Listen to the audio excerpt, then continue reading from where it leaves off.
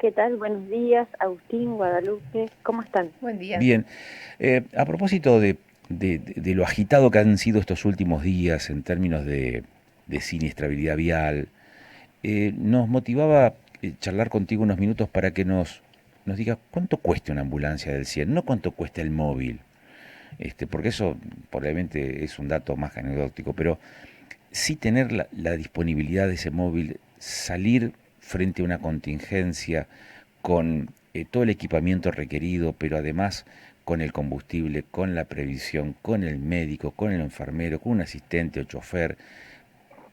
¿De cuánto estamos hablando, Luciana?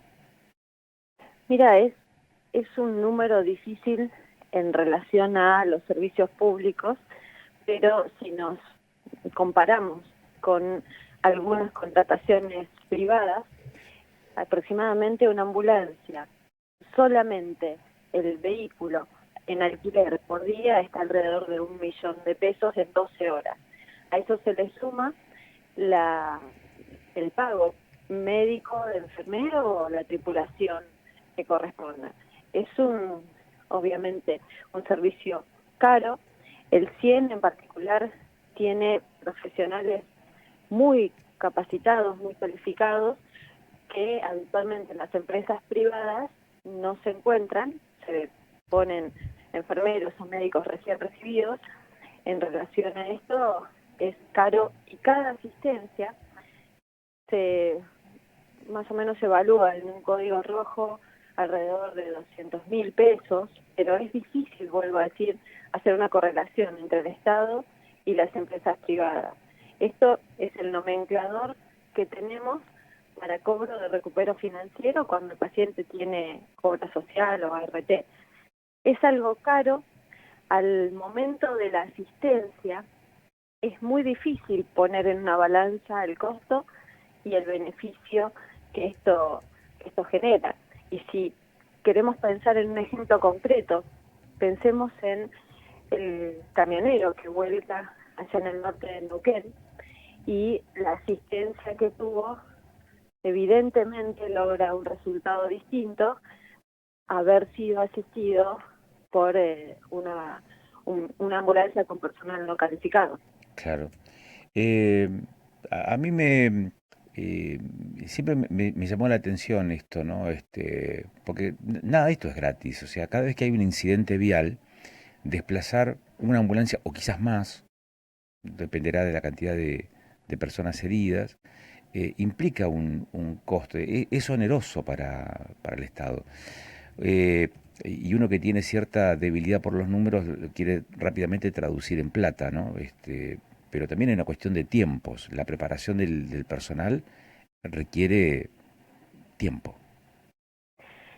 Sí, por eso los servicios como salud, educación, seguridad, es muy difícil ponerlos en números en cuanto a costos y a lo que se puede recaudar, porque justamente es un servicio que difícilmente recaude, y a medida que lo vamos expandiendo, si nosotros abrimos guardias de hospitales, abrimos servicios de emergencias, cada vez van a tener mayor demanda. La formación de un profesional de emergencias lleva muchísimos años y los más preparados justamente no son los que recién se reciben, son los que pudieron ver durante los años de trabajo muchos casos y formarse. Es muy difícil poner un número. Uno dice, bueno, ¿cuánto gasta el Estado en un enfermo luego de un incidente vial en una terapia intensiva por día?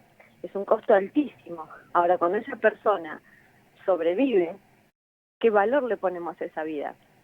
¿Qué valor, cuánto gastó el Estado con 3 ambulancias, dotaciones de bomberos, 4 camionetas de la Secretaría de Emergencias en el camionero de La Pampa?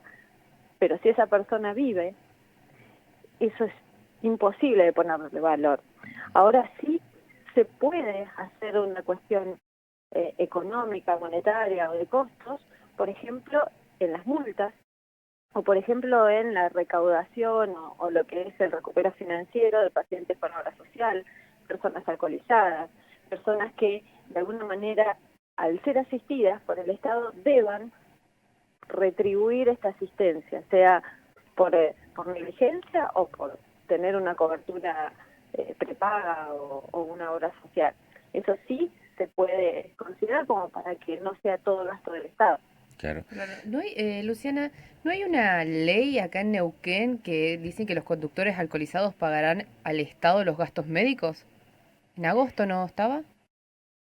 Esa ley está hace muy poquito y en su reglamentación y en su generación no fue tenido en cuenta el 100, con lo cual es muy difícil de aplicar porque evidentemente quien la formuló y quien la hizo no tuvo en cuenta que la mayoría de los siniestros no llegan a los hospitales, son atendidos por el 100 o por otros efectores. Eso hay que modificarlo. Nosotros no estamos recibiendo ninguna fuente de financiamiento ni de esa ley ni de otra. No me consta que esté ingresando hoy una cantidad de dinero por los conductores alcoholizados.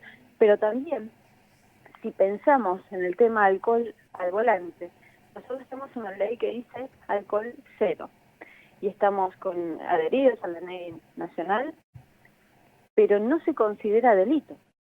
Entonces, ¿quién cobra esas multas? ¿Quién sanciona? ¿Quién realmente genera una condena para un conductor alcoholizado? Es un círculo vicioso que no termina de resolver el problema. Por más que pongamos controles de alcoholemia en cada una de las esquinas de Neuquén, tenemos que pensar una solución más taxativa y más integral con esto. Ujú. Luciana, y ahora yendo al tema de la inseguridad vial, 48 víctimas fatales en lo que va del año. ¿Qué les dice ese número? Una sola persona que fallece en incidentes viales es una tragedia.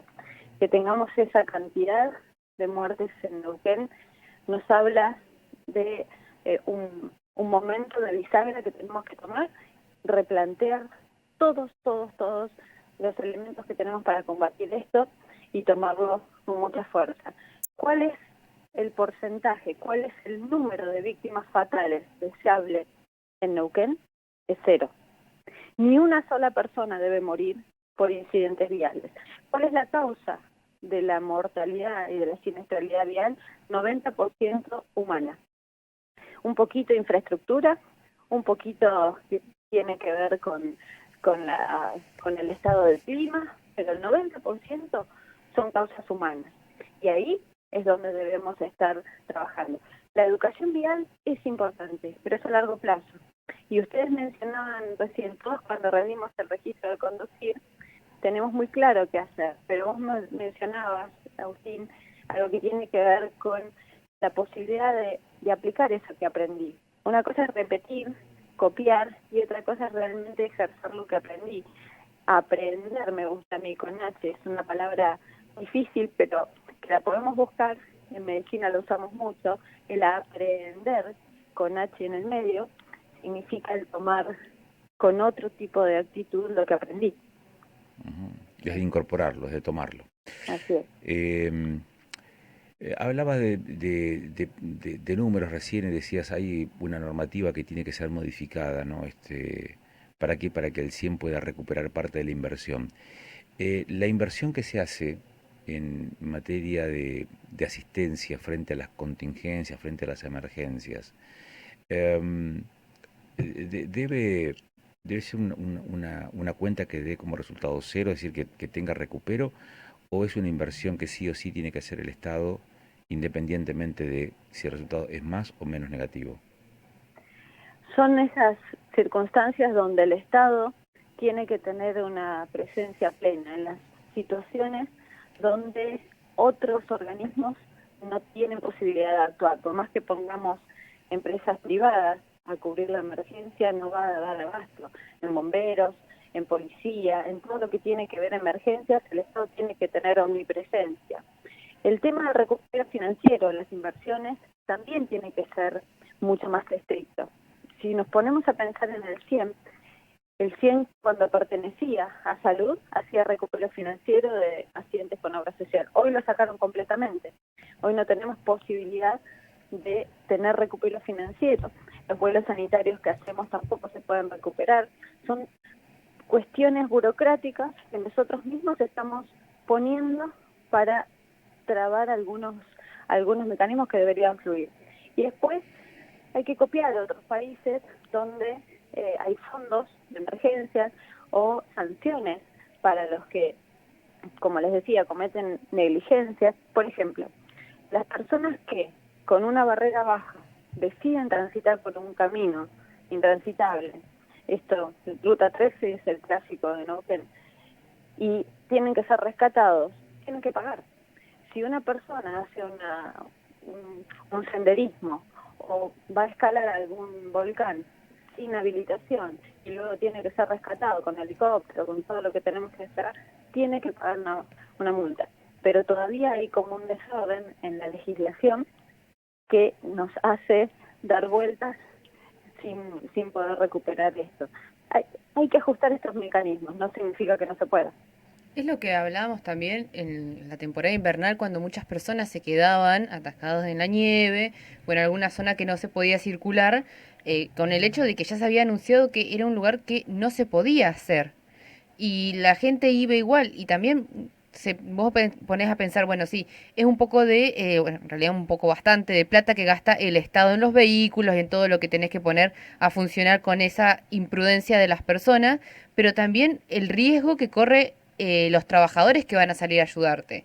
Por ejemplo, acá en la ambulancia, o también los de defensa civil cuando tienen que ir a socorrer a alguien. Cualquiera de nosotros, los trabajadores de emergencias, sabemos que podemos tener la posibilidad de no volver. Esa es parte de nuestro trabajo, aunque suene horrible, y obviamente dependemos de muchos factores, pero nuestro trabajo es de altísimo riesgo. Ahí es cuando apelamos a todos, para que de alguna manera cuiden esa persona que va arriba de la ambulancia, esa persona que va arriba de un móvil de bomberos, de policía. Cuando hay un vehículo en emergencia, cuando salimos a rescatarlos, es para salvarles la vida. Esa vida que se puso en peligro por el motivo que fuera, el que decidió seguir en la Ruta 13, el que tomó alcohol y tomó un volante. Son esos riesgos que asumimos, que pensamos que le van a pasar a otros, pero que en ese momento los estamos tomando completamente en nuestro ser. Y vamos nosotros, los trabajadores de emergencias, y por supuesto arriesgamos nuestra vida para salvar a ese desconocido, sin juzgar, porque no sabemos ni nos corresponde definir a quién salvar. Pero el gasto, si yo me pongo a pensar en esas 5 personas que iban en la ambulancia de Centenario, más allá de las lesiones gravísimas que tienen 2 de ellos, ¿cómo van a quedar una vez que se recuperen? ¿Van a querer subirse a una ambulancia de vuelta? ¿Van a poder asistir un paciente? ¿Van a poder circular normalmente en sus vidas por la calle luego de ese impacto? O sea que el costo de esto es altísimo. Altísimo. Entiendo. Gracias, Luciana, muy amable.